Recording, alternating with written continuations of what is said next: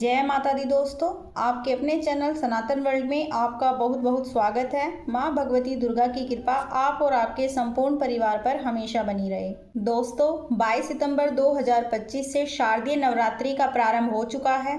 पूरे 9 दिनों में विधि विधान से माँ दुर्गा की हम आराधना करते हैं और इसलिए ये 9 दिन बहुत महत्वपूर्ण होते हैं।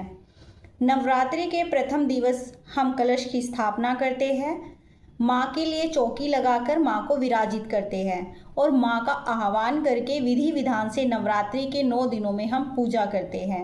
नवरात्रि की अष्टमी और नवमी ये दोनों तिथियाँ बहुत महत्वपूर्ण होती हैं, क्योंकि जैसे हम प्रतिपदा पर कलश की स्थापना करते हैं और माँ का आह्वान करते हैं, उसी प्रकार से अष्टमी और नवमी पर कन्या पूजन करते हैं, हवन करते हैं और फिर कलश का विसर्जन करते हैं।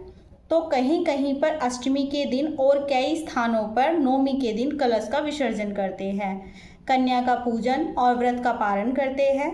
तो आज की वीडियो में आप जानेंगे कि साल 2025 में दुर्गा अष्टमी कब है, दुर्गा अष्टमी की तिथि कब प्रारंभ हो रही है, कब समाप्त हो रही है, और अगर आप कन्या पूजन अष्टमी के दिन करते हैं तो कन्या पूजन का शुभ मुहूर्त क्या है, नवरात्रि में कलश विसर्जन और पारण का शुभ मुहूर्त क्या है।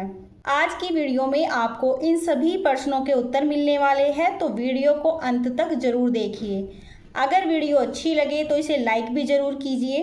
दोस्तों, शारदीय नवरात्रि की जो अष्टमी तिथि है, इसे उत्तर भारत में कहते हैं महाअष्टमी और पूर्वी भारत के कुछ राज्य जैसे बंगाल में इसे दुर्गा अष्टमी के नाम से भी जाना जाता है।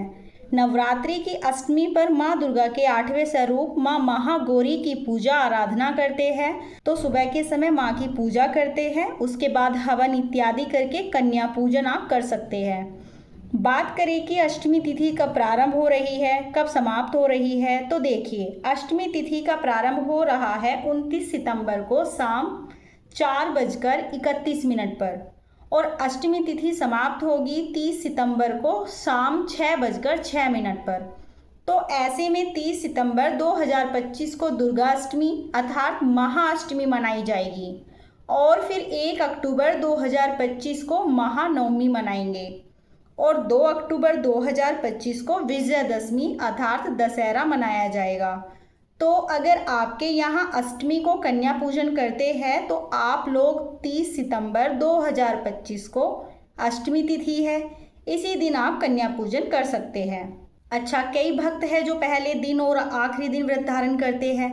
जैसे कि अगर आपके यहाँ अष्टमी पूजी जाती है तो आप सप्तमी को व्रत धारण करते हैं और फिर अष्टमी को कन्या पूजन हवन इत्यादि करते हैं।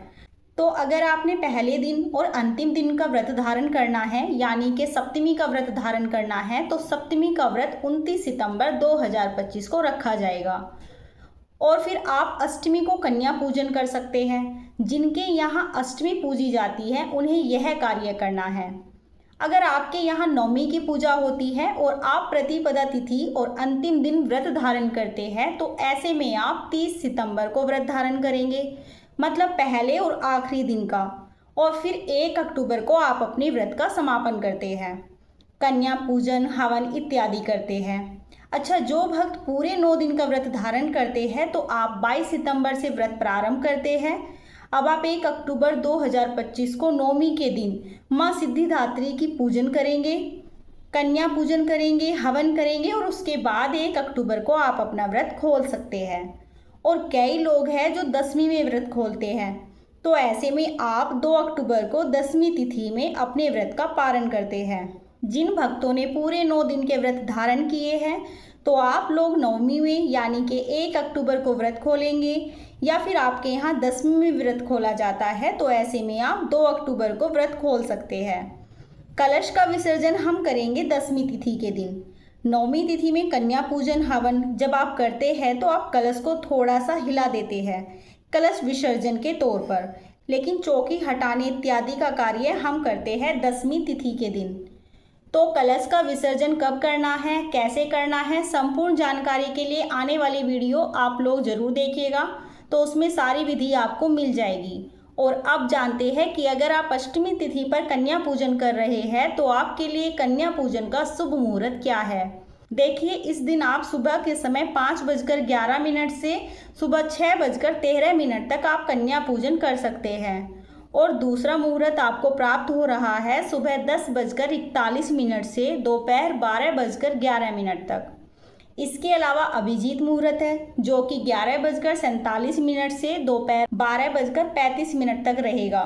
तो अभिजीत मुहूर्त भी बहुत श्रेष्ठ माना जाता है।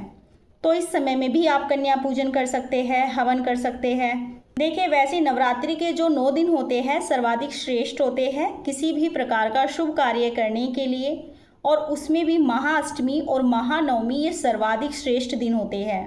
तो ऐसे में पूरा ही दिन शुभ है। आप किसी भी समय हवन कर सकते हैं, कन्या पूजन कर सकते हैं, दान दक्षिणा इत्यादि सभी कार्य कर सकते हैं। तो शारदीय नवरात्रि की महाअष्टमी अर्थात दुर्गा अष्टमी 30 सितंबर 2025 बुधवार को मनाई जाएगी।